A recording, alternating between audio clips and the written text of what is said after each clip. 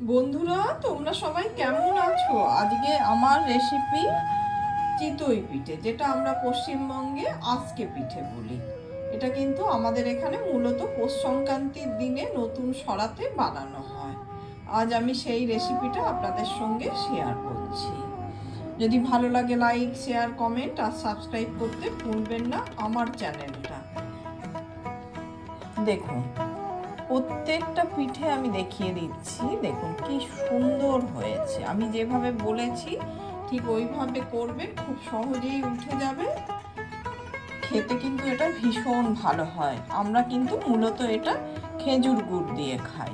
এই দেখুন, আমি একটা ভেঙে দেখিয়ে দিচ্ছি।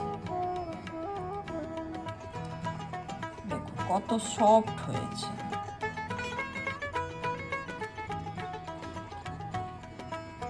কেনা চালের গুঁড়োতেই যে এত ভালো খেতে হয় সেটা আজ আমি না বানালে জানতাম না।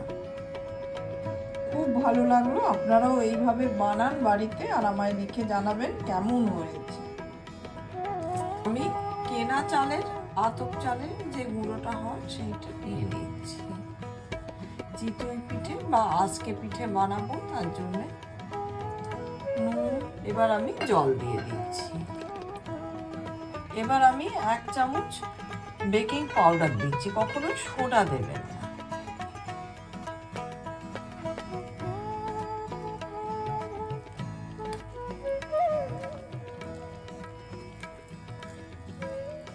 আর সামান্য একটু জল লাগবে। মেশানোটা যেন খুব ভালোভাবে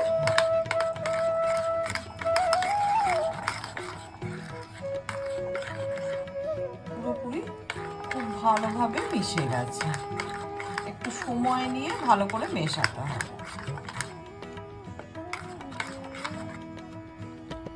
খুব ভালোভাবে মিশে গেছে। এবার এটাকে আমি ঢাকা দিয়ে রেস্টে রেখে দেবো।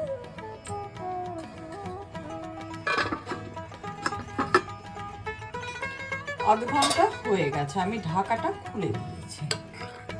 আবার ব্যাটারটাকে আমরা খুব ভালোভাবে বিট করে নেব। দেখুন একটা স্টিকি ব্যাপার এসে গেছে।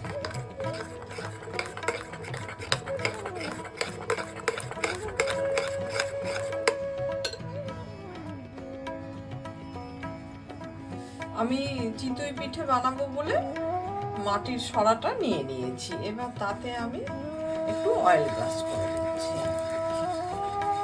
এটাকে ভালো করে গরম করতে হবে। আমি গ্যাসের ফ্লেমটা আপনাদেরকে দেখিয়ে দিলাম। এদিকে সরাটা আমাদের গরম হয়ে গেছে।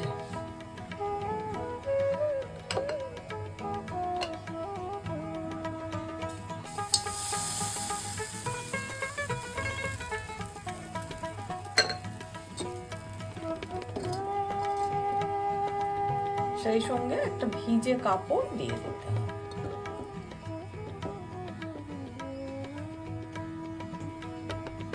পুরো 4 মিনিট ঢাকা দিয়ে এইভাবে রাখতে হবে। আর গ্যাসের ফ্লেমটা কখনোই হাইতে রাখবে না, তাহলে তলাটা একদম পুড়ে যাবে। এবার আমি ঢাকাটা খুলছি। দেখুন কি সুন্দর ফুলে উঠেছে। সাথে সাথে কিন্তু এটা মানে খুন্তি দিয়ে তোলার চেষ্টা করবে না, সামান্য একটু সময় রেখে তারপরে আমরা তুলব।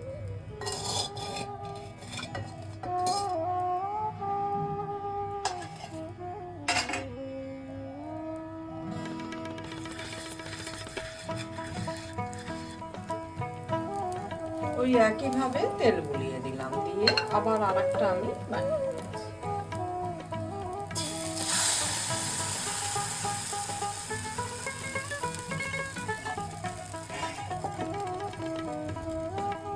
আবার ওই ভিজে কাপড়টা আমরা দিয়ে দেব।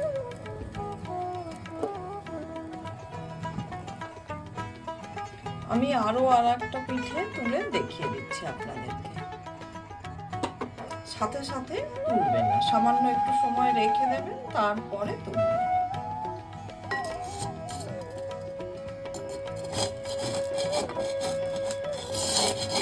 দেখুন কত সহজেই উঠে গেল।